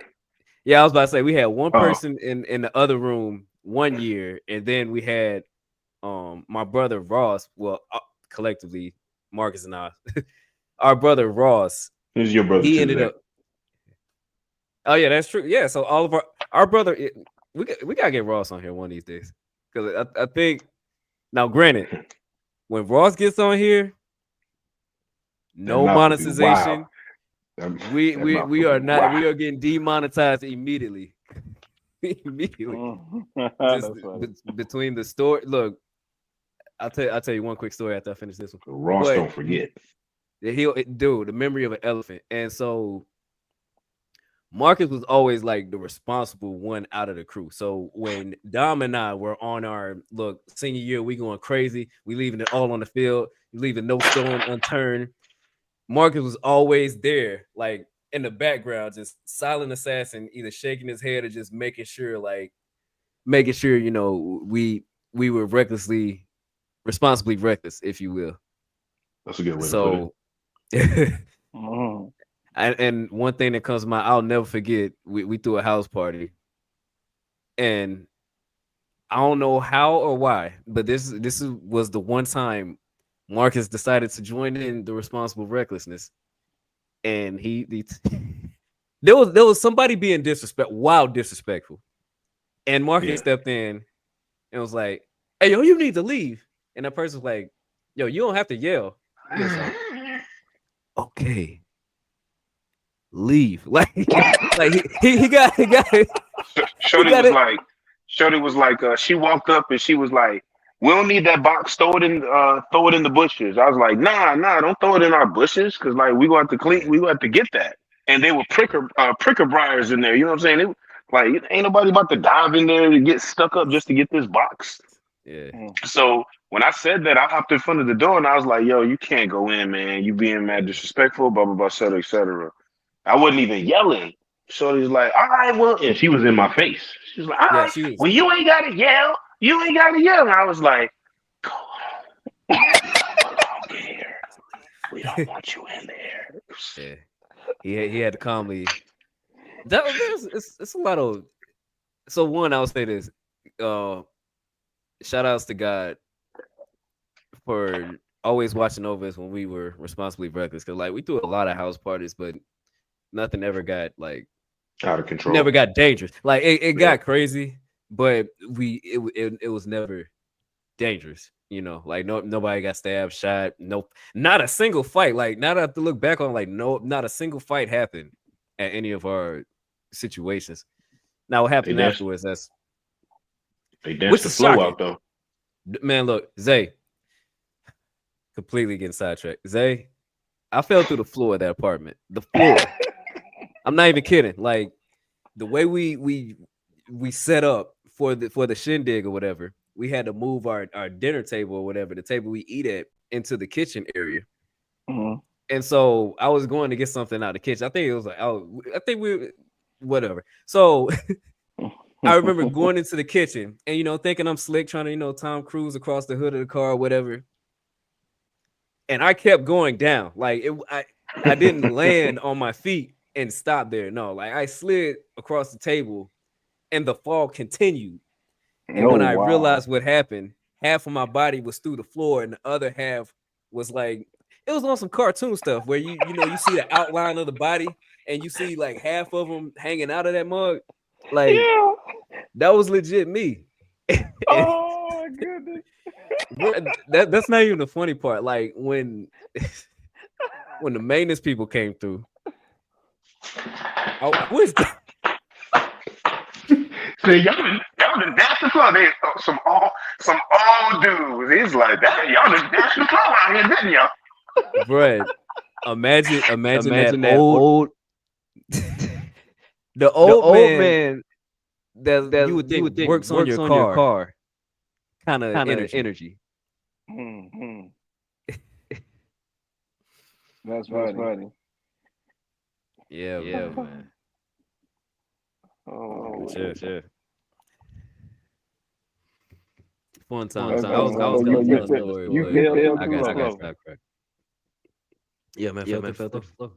You out of all camera moments, you should have had that on camera. Yeah. You could have been like bloopers at A&T. Did get it on camera. Of all things. Mm. Yeah, you heard that echo too, didn't you? Yeah, I did. My bad, G. I had to switch the audio up because my headset. I was hopping around. I dancing my headphones out. Mm. Yeah, that's where I kept talking. Bro, that joke was weird. Because you know, like it's one thing to like listen back, but it's another thing to hear yourself in real time. It's like, ew. Yeah.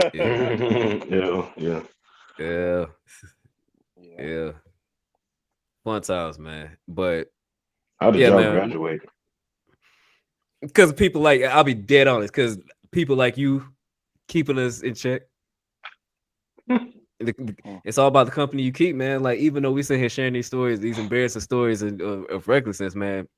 At the end of the day, we all held each other accountable to get to that finish line. Like, look, for sure, we gonna graduate because there were plenty of nights where one decision away from just throwing everything away. But usually it would be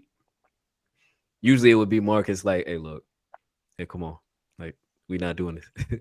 Yeah, when it's time to lock in, hey. Let's lock in now. Let's go ahead and get this done. Graduation is upon us. Bruh, and on top of that, all of us, every last one of us in that apartment. Well, let me rephrase.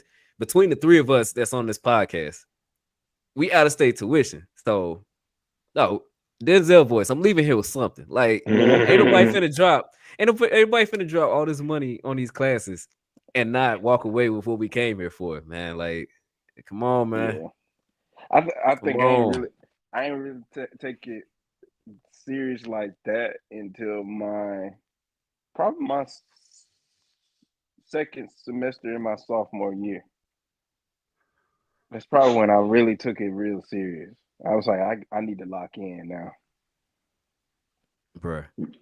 Young man, we get it together a lot later. Yeah. We get it together a lot later. Man, forget that, man. I locked in from day one. I knew because my motivation was I am not good, bro. I had a 3.4 freshman year.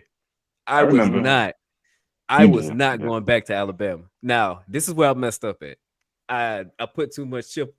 I put too much dip on my chip, man. Like I did too much, man. Trying to do ROTC and band and pursue other endeavors, man. Like that's man. Cause like, man. No, there's every fall the GPA will plummet. So like freshman year had a 3.4. Fall sophomore year had like a 2 something. And then in the spring 2010 was both Marcus and I's best year. Mm-hmm. Best year. Cause man, we was locked. That was locked in. Like between going to our jobs, studying classes. We started the franchise files that semester. Like we had every aspect of life on lock. Spring 2010. That was a good year. That was phenomenal. And I think that's when you started your process too, wasn't it? Yeah, pretty much. Yeah, that's when y'all started your process. So yeah, man, like 2010 us was different. Like that's Hoodie Mellow. That's different. Insert player here with a 99 rating. That's what we were. We definitely had a 99 rate. That was the unlockable character right there. That's with the power levels all the way up. Insert analogy here. Like that's what we were. Freaking spring 2010. Locked in. Time to grow up. Ain't nothing I know, like, right? Ain't nothing like that wild awakening of, oh crap, I'm about to graduate. Oh crap, you mean to tell me I gotta get a job? Oh crap, you mean to tell me I should have got internships and co-ops before I graduate? Mm-hmm. That really do, like, hey, let me go ahead and lock in. Yeah, especially like when you ain't got the GPA. Bruh. But that's the thing, like, yo, so that's I'm glad you brought that up, because that's a gem right there. Like, a lot of people, when they go into college, they don't have the end in mind. They just literally live a semester or a day at a time. Like, who's to tell them, like, hey, look, around your sophomore, junior year, you might want to lock in that internship, or literally all through every summer, you need to be doing something. Yeah. You know, whether it's an internship, whether it's taking classes, whatever, you know, you need to be doing something. So I'm glad you mentioned that. Like, those are the kind of gems that I'm talking about, like, that I want to share with the people, because, like, some people just legit may not know.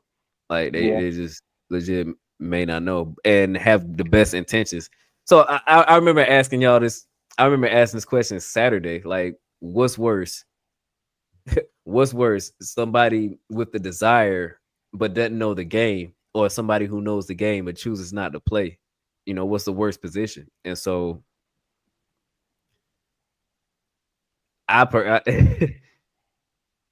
feel like there's so many people out there who are capable, just don't know the ropes, just don't know the game like that. And so that's something I definitely tell, you know, my younger cousins or anybody I'm mentoring, like, look, out the gate, as soon as you figure out what your major is, you might want to start looking up companies that hire, you know, people from the major that you're in, because those are the people you need to be emailing out the gate.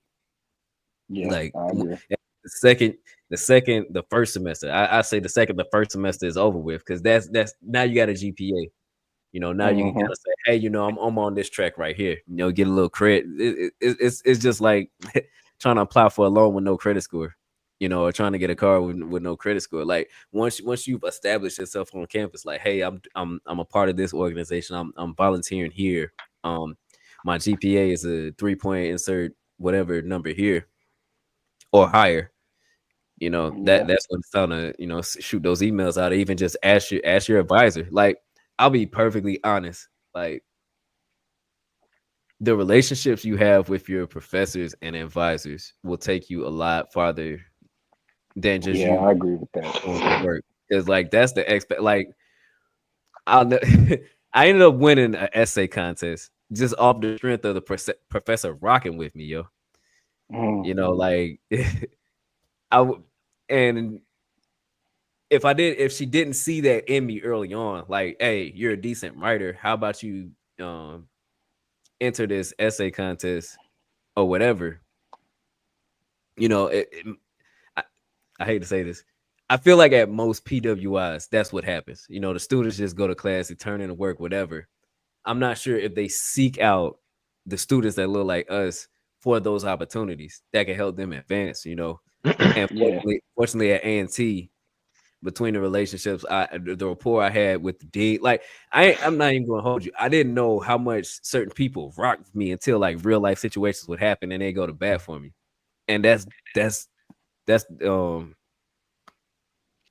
a joke. Like, develop those relationships and that rapport with the faculty, because they can take you places that your homework can't. Yeah, or those test scores can't, man. So I'm gonna tell you something that I'm actually working on. This is one of the other endeavors that I was talking about, Mike.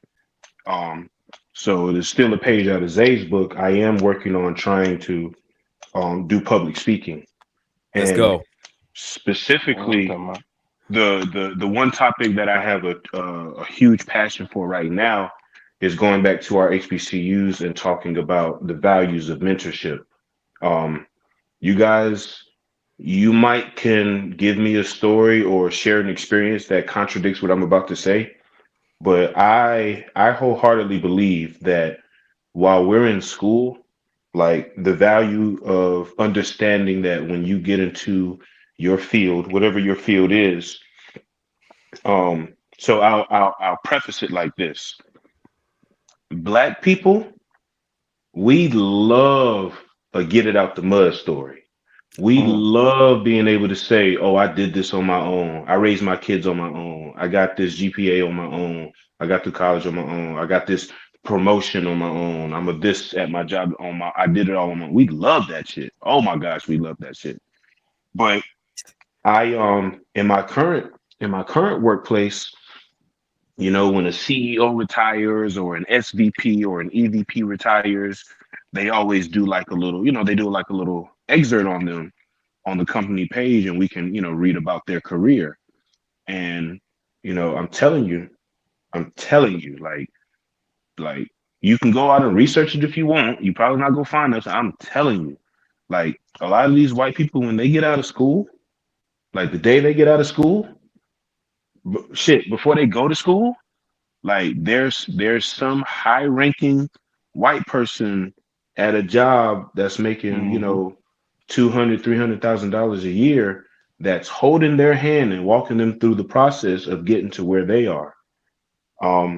And what I think needs to be encouraged and really looked at more deeply for us is making sure that when we get out of school, when we get out of college, and if you don't go to college, same concept, but I'm speaking specifically about, you know, the college experience and what happens after. Like, we really need to be telling these students, like, okay, you're about to graduate, but when you get out of school, you need to find somebody to latch on to so that they can share their experiences with you and give you advice on how to move. Because, like, yo, like, granted, you know, we some smart people, we have the work ethic, you know, all this good stuff. But I've been saying recently that you don't got to do it by yourself. Like, it's okay to get somebody to hold your hand through the process. Like, we're so infatuated with the you know, coming out of the gutter and, you know, being able to tell our kids like, oh yeah, I built this empire on my own. You know, well, it took you 20 years to do that. If you would have had a mentor, it would have took you 10 years to do it. You know what I mean? So there's a real disconnect.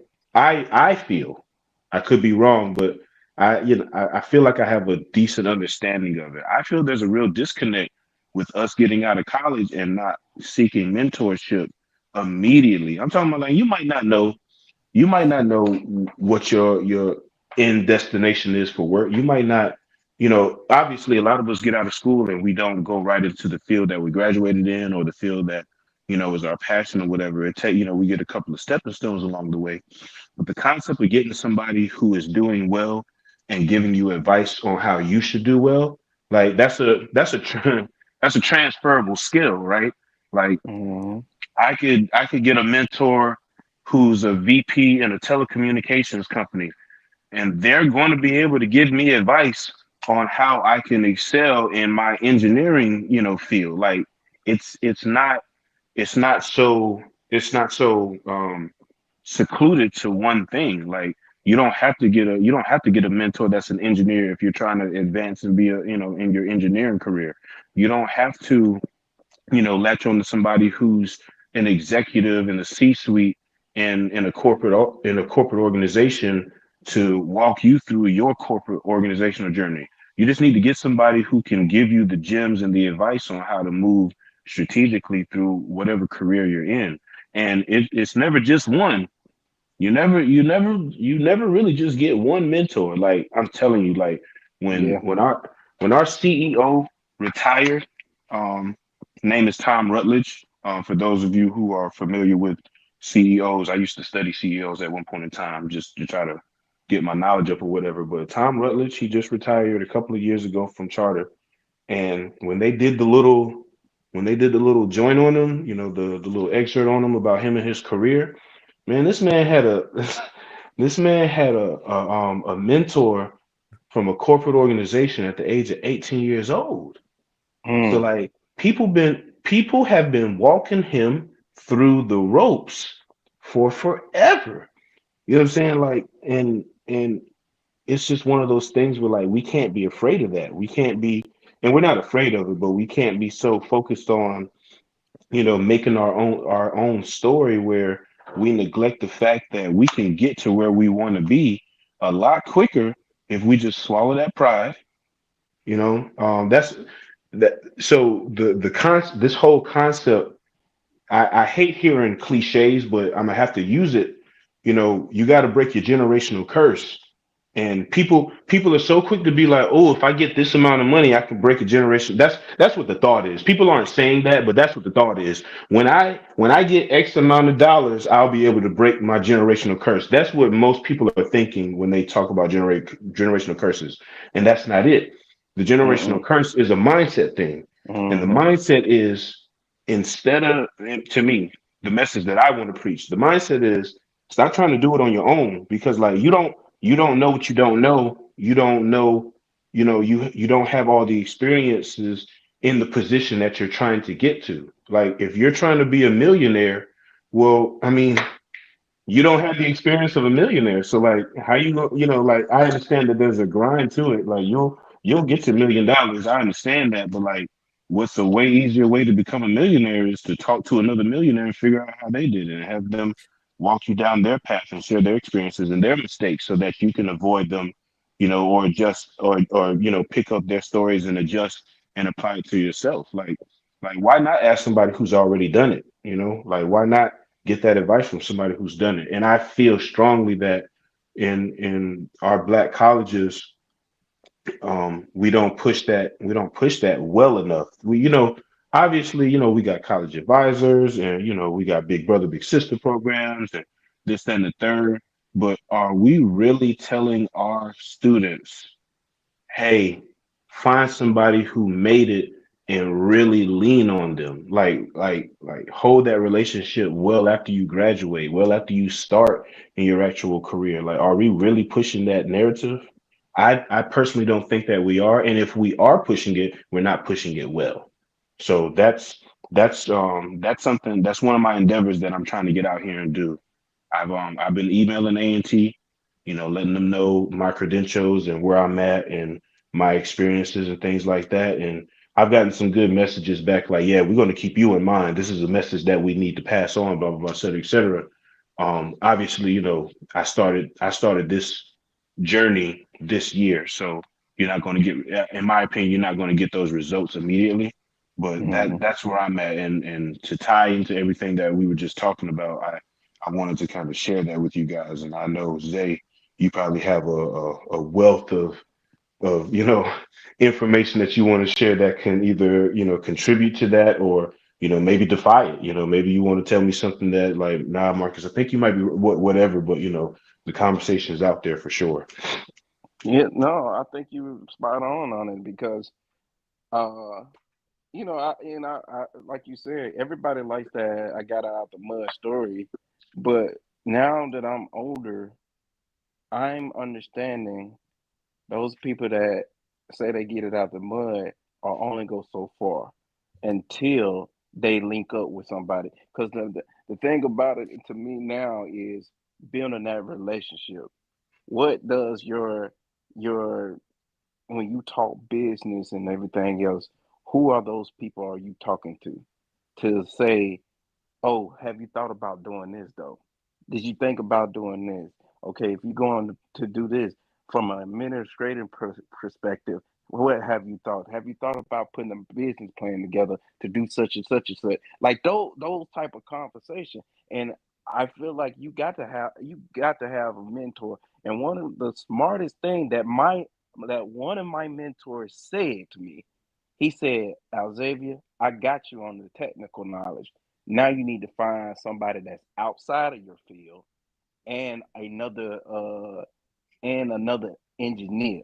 So at that point, you can really conjure up in your mind to say, because you'll be having three different personalities, three different perspectives on how pouring to into attack you. how to attack certain things. And I was like, wow, I never thought about that. Because to in some cases I had talks where they said, what can somebody in HR tell you about engineering? Well, that HR person can have a different perspective on how to attack certain things from a personnel. They might not. You might can talk about all the technical and everything else, and they have no clue. But when you hit a trigger word in your talk, now they locked in and they can add more value into it. So I would definitely say, man, mentorship has truly helped me a lot in a whole lot of things. And as far as um, getting into good situations and getting out of bad situations and understanding that life cycle of how to really just operate in corporate world. It really does make a difference when you are able to sit across from somebody and they can tell you the good, the bad, and the ugly, and they're not ashamed to tell you. And they'll be like, do as don't do what I did, but learn from what I didn't do. You know what I'm saying? So that makes a whole different approach to things. Now when I walk into certain meetings, people be like, you ain't that old though. Mm-hmm. because I picked up knowledge from those mentors that has already put in, like, okay, you get into this position, you got to look for this and this and this.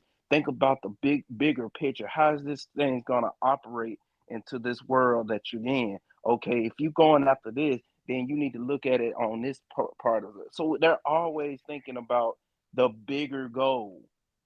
Like always have something that you got to present as a future capability. So you putting it into the mind of the leadership to say, hey, it's coming down the road, and I'm always thinking ahead. That's like little nuggets like that to say, like, okay, this was gonna make me successful. Like one of my mentors was strongly because he was a leader, he was a VP of his sector, and he was always saying, I hate when people bring me a problem and not a solution. Bless you. Oh, And excuse when me. he Thank said, and when yeah, Bush, and when he said that, that that put me in a whole different mindset because if and now I tell people the same thing. If you're smart enough to figure out there is a problem, you're probably smart enough to figure out the solution to it because you wouldn't notice it was a problem if you didn't have a solution. If it Mm-hmm. could be better, think about it. Be creative because you picked the problem out. So it's just little nuggets like that, man, that that makes me appreciate mentors and yeah, and it's good to have multiple because you get it from a different perspective, like I said, and everything. Like now, well, y'all know my mentee. She's doing pretty good, and she always picked my mind on how to attack certain things and everything else. But the thing about it is, I told her that you know um, I'm a man, you're a woman, so I feel like a woman can relate to you better than I can. So you need to pick you a woman mentor as well that can do that, gotta and have she both. did that. Yeah, you and that is going well. She's about to do great things took took me maybe 8 years to do. She's gonna do them in what 4? So it's all about getting that information and picking people brain, telling those life experience that was like, yeah, I messed up here, but let me stop you from messing up. Mm-hmm. So and like I said it in one, episode where I said that we got to use each other to be a ladder. I can be the ladder for somebody else, and somebody else could be a ladder for me. And I feel like you spot on. We don't do that enough. The rung on the ladder. I remember that because that was during the HBCU episode. Marcus hit on a great point. The mental shackles are way worse than the physical ones. You know, because like, yeah, when he was talking about the no, but he said it like he was talking about the generational wealth. All I did was translate it into a cool slogan. The shirts are coming soon, by the way. Copyright Buffet, designs to a T. I will be in contact with you soon. But no, Marcus said it best, man. Like, when people think generational curses, they only think about, oh, I'm poor. I'm broke. I've been, I come from generations of poor people and things of that nature. But it's like, no, like it's the mentality. And Zay, you're spot on. Like, having both of you are spot on in the sense of having multiple mentors. But Zay, you hit the nail on the head with you got to have mentors that both look like you and don't look like you, because the perspective is different. Like, there's no way I could tell a lady how to navigate through the space in the cyber world. I can give her like technical, all right, well, when I was faced with this challenge, I did this or that and the third. I can give that kind of advice on like applications and things like that. But how to navigate through bureaucracy and things of that nature, politics, there's a side of that game I don't see and I don't know about. So you gotta have multiple mentors that have to get those multiple perspectives, man. Like, yeah, right. You do, because if you don't, you'll be sitting back bitter because you'll be saying nobody didn't help me. Well, you didn't start off after that help, Like you ain't asking. Some people shoot themselves in the foot and then want to blame others. I'm like, that doesn't make any sense. How can you expect people to help you if you don't open your mouth? What my boy? Was it Ace Hood? No, it wasn't Ace Hood. Yeah, closed mouths don't get fed on this boulevard. Closed mouth don't get fed on this boulevard. So hey, you got to speak up, man, and just and ask for help. Don't be afraid to ask for help. Drop that pride, just like Marcus said. Drop that pride and ask for help.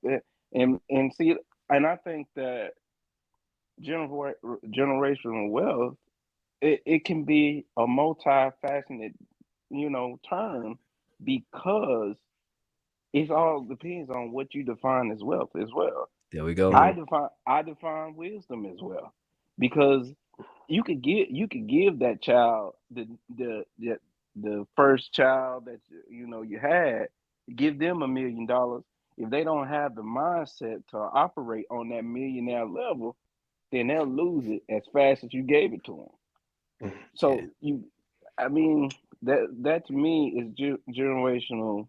Generational wisdom is way better than the money part of what they're thinking. Because some of these generational curses come because we didn't have the knowledge back then to know what we was doing. So if we was to operate in a way of saying, okay, yeah, this happened to my mom and pops or my grandma and granddad, but let me take my newfound knowledge and apply it now, and that way I can give it to the next person, and that way that person can give it to the next person, and that's and so on and so on. So it's all about passing. I think we talked about this already, but it's all about passing that baton of not just money, but also wisdom. So, quick question: how and we can wrap up after this because it is getting late.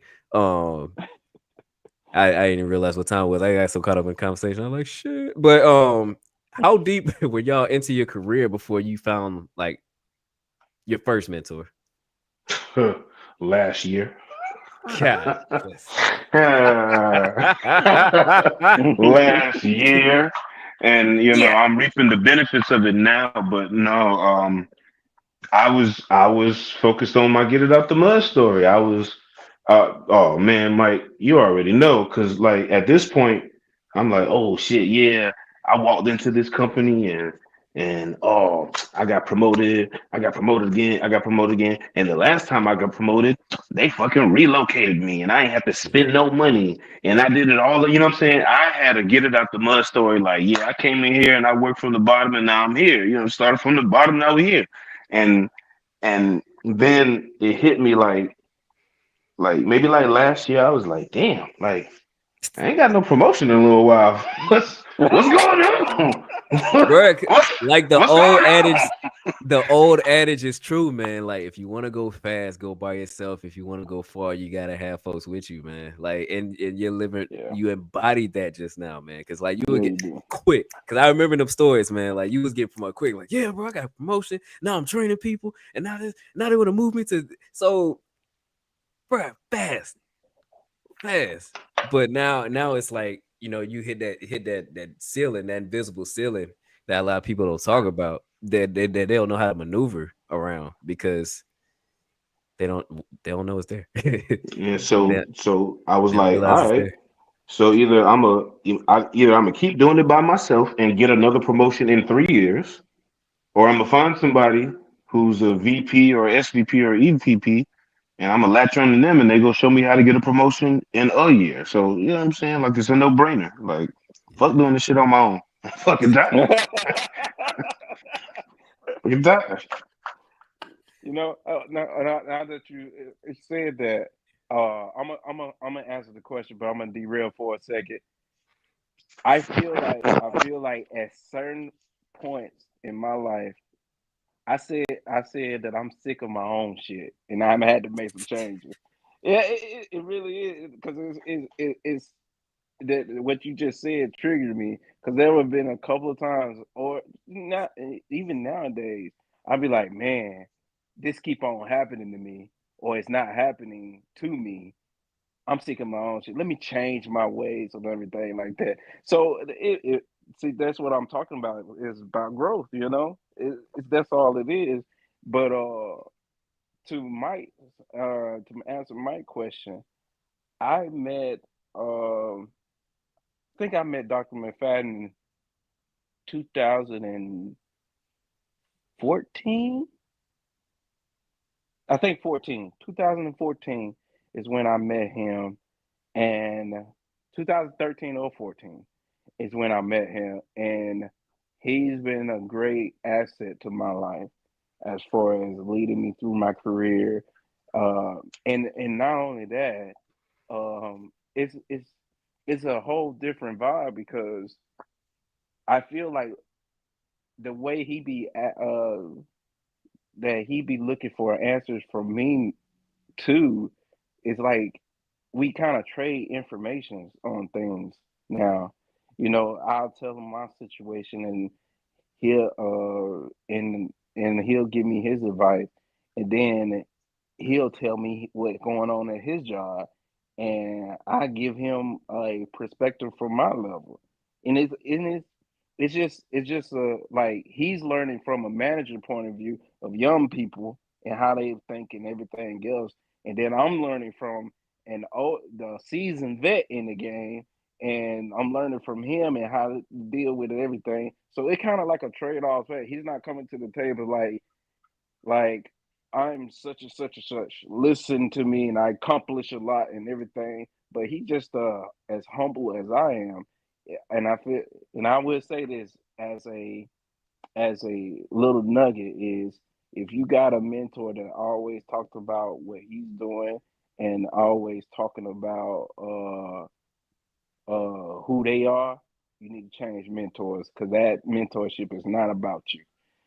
You gotta find one that's interested in to knowing what you're doing, what are your plans, and how you're gonna get there, and helping you plan out that thing, plan out where you're trying to go, and how you're gonna do this. Have you thought about writing this policy? Have you thought about creating this schedule for this project and all these kind of things? Those are the type of conversation that we have. So that's what made me as successful as I am in my career. And he already warned me that all right, once you get in leadership, it's a whole different ball game. And I was like, Yeah. It is.